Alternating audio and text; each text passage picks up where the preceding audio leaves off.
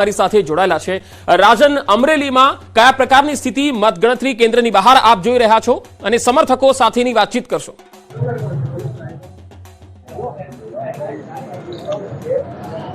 બિલકુલ પંકજ, આમ તો ઘણા સમયથી જેની રાહ જોવાઈ રહી હતી, છેલ્લા 25 દિવસથી 4 તારીખની રાહ હતી, એ સવારે આજે થઈ ગઈ છે અને અત્યારે થોડી જ મિનિટોમાં હવે મતગણતરી શરૂ થશે. આપ જે દ્રશ્યો જોઈ રહ્યા છો એ અમરેલી જે કોલેજમાં જે મતગણતરી થવાની છે તેની બહારના દ્રશ્યો છે. પોલીસ બંદોબસ્ત ગોઠવી દેવામાં આવ્યો છે ને જે મતગણતરીના એજન્ટો છે તમામ લોકો પોતપોતાની જે જગ્યા છે ત્યાં જઈ રહ્યા છે. અવર જવર શરૂ થઈ ચૂકી છે.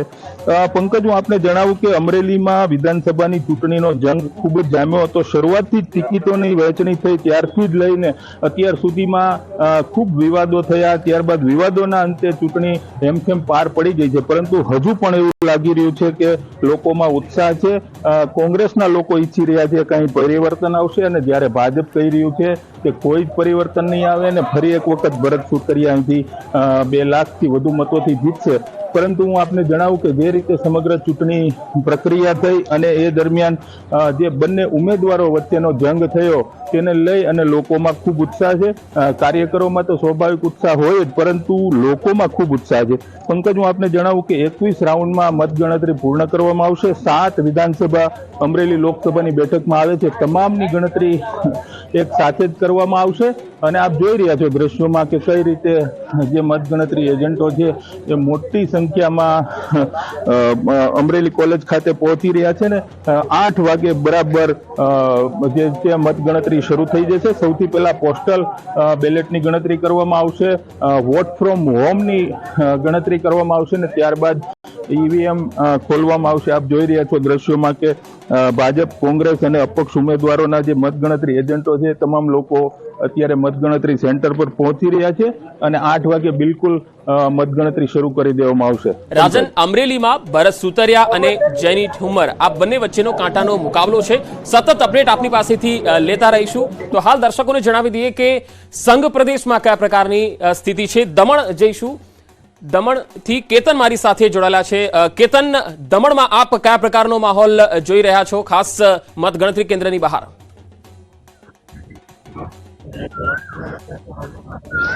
ચોક્કસ વાત કરું તો પંકજ, દીવ દમણ બેઠક ઉપર કુલ 7 જેટલા ઉમેદવારો ચૂંટણી મેદાન હતા, પરંતુ આ વખતે ત્રિપાખીય જંગ જોવા મળી રહ્યો છે.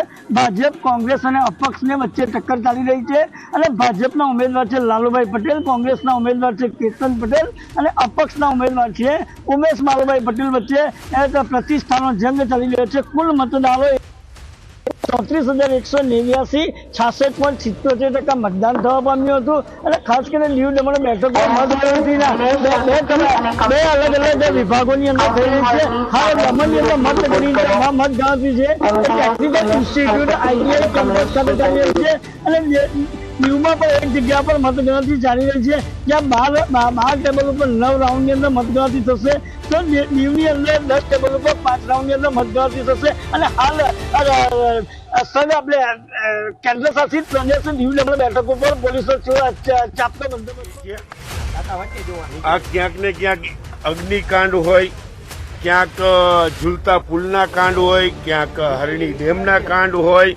આ ભારતીય જનતા પાર્ટીના કાંડથી પ્રજા થાકી ગઈ છે અને મને આશા અને વિશ્વાસ છે કે આ વખતે પ્રજા નરેન્દ્ર મોદી સાહેબને જાકારો આપી અને ઇન્ડિયા ગઠબંધનની સરકાર બનશે એવો મને વિશ્વાસ છે. કેટલી સીટની આશા છે? ખાસ અમને જીતવાની આશા છે ને સરકાર બનાવવાની આશા છે. અમે ભારતીય જનતા પાર્ટીની જેમ 400ની પારની બંગાળું નહીં મારીએ. રાજકોટ બેઠક ઉપર અમે 100% જીતવાના છીએ, એ આશા છે. તો લલિત કગથરાનો આ દાવો કે ભાઈ અમે સરકારમાં આવીશું, અમે જીતી રહ્યા છીએ, લલિત કગથરાએ કહ્યું અને તેમણે કહ્યું કે આ વખતે એનડીએ નહીં જીતે, ઇન્ડિયા જીતશે. લલિત કગથરાએ કહ્યું, રાજકોટમાં નિવેદન આપ્યું. પરિણામ પહેલા કોંગ્રેસના આ સૌથી પહેલા નેતા આવ્યા નિવેદન આપવા માટે, જેમાં તેમણે કહ્યું છે કે ઇન્ડિયા ગઠબંધન અને કોંગ્રેસની જીત થવાની છે. તો પહેલા પોસ્ટલ બેલેટની મતગણતરી થવાની છે અને દર્શકોને જણાવી દઈએ કે સૌથી ઝડપી અને સૌથી સચોટ પરિણામ ન્યૂઝ 18 ગુજરાતી આપને બતાવશે.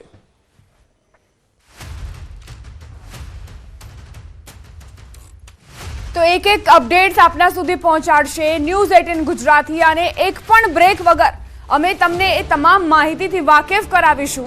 એ તમામ જે હાઈ પ્રોફાઇલ સીટ્સ છે તેની પણ જાણકારી આપીશું.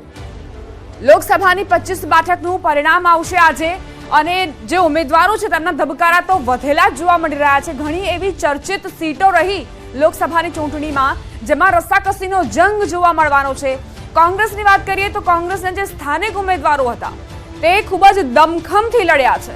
પછી ગેનીબેન ઠાકોર હોય, અનંત પટેલ હોય, અમિત ચાવડા હોય, પરેશ ધાનાણી હોય, આ તમામ એવા ચહેરાઓ જેમણે પૂરી તાકાત સાથે જે હરીફ ઉમેદવાર છે તેમને લડત આપી છે. બીજી તરફ ભાજપના અલગ પ્રકારના દાવા છે, 400 ને પાર તેઓ આ વખતે સીટો લાવશે તેવું દરેક ઉમેદવાર તમને ચૂંટણી વખતે કહેતું જોવા મળ્યું હતું. જોકે આજે એ તમામનો ફેસલાનો દિવસ છે, નિર્ણાયક દિવસ છે અને મતપેટી જ્યારે ખુલશે ત્યારે આ તમામ ઉમેદવારોના દાવા અને વચનોમાં કેટલી સત્યતા છે, કેટલી હકીકત છે તેનાથી પડદો ઉંચકાશે. તમામ જે હાઈ પ્રોફાઇલ સીટ્સ છે તેના પરિણામો, ઝડપી પરિણામો અને વિશ્વસનીય સચોટ માહિતી એ તમને પહોંચાડવાની અમારી ગેરંટી છે. એટલે જ અમે કહીએ છીએ કે ન્યૂઝ 18 ગુજરાતી જે તમને સતત સચોટ માહિતી આપશે, કારણ કે election is equal to news 18 Gujarati અને એક પણ બ્રેક વગર, કોઈ પણ બ્રેક વગર તમને સતત માહિતગાર કરાવીશું.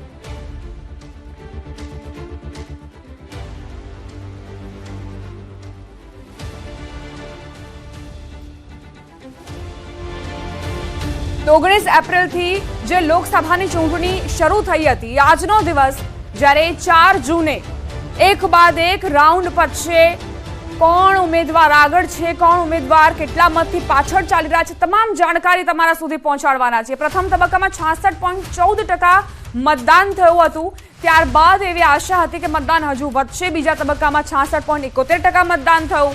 19 એપ્રિલથી આ લોકસભાની ચૂંટણીની શરૂઆત અને આજનો દિવસ ખૂબ જ નિર્ણાયક, જ્યારે 4 જૂને તમામ ઉમેદવારો જે દાવા કરતા હતા તેના દાવામાં કેટલી સત્યતા હતી તે સાબિત થશે.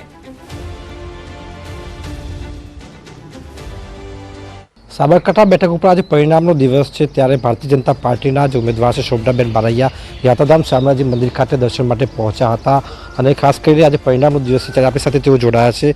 આજે પરિણામનો દિવસ છે, ભગવાન શામળિયાના દર્શન કર્યા છે, કેવું લાગી રહ્યું છે?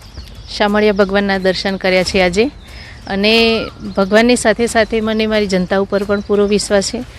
મતદાતાઓએ જે મત આપ્યા છે એ ભારતીય જનતા પાર્ટી તરફ આપ્યા છે અને માન્ય નરેન્દ્રભાઈ મોદી સાહેબની સરકાર ત્રીજી વાર બનવા જઈ રહી છે. માન્ય નરેન્દ્રભાઈ મોદી સાહેબ, અમિતભાઈ શાહ સાહેબનું જે નેતૃત્વવાળી સરકાર છે એમાં જનતાએ જે સુખ અને સમૃદ્ધિ અને જે સલામતી સમજીને એમણે વોટ આપ્યા છે. ત્રીજી વાર પણ મોદી સાહેબ 400 પાર પણ કરશે અને ગુજરાતમાં એક બેઠક આપણે જીતી ચૂક્યા છીએ, બાકીની 25 બેઠકો આપણે જીતી રહ્યા છીએ. એનો મને પૂરેપૂરો વિશ્વાસ છે. પ્રાથમિક શિક્ષિકાથી લઈ હવે નેતા સુધીની સફર કેવી રહી અને કેવું લાગી રહ્યું છે?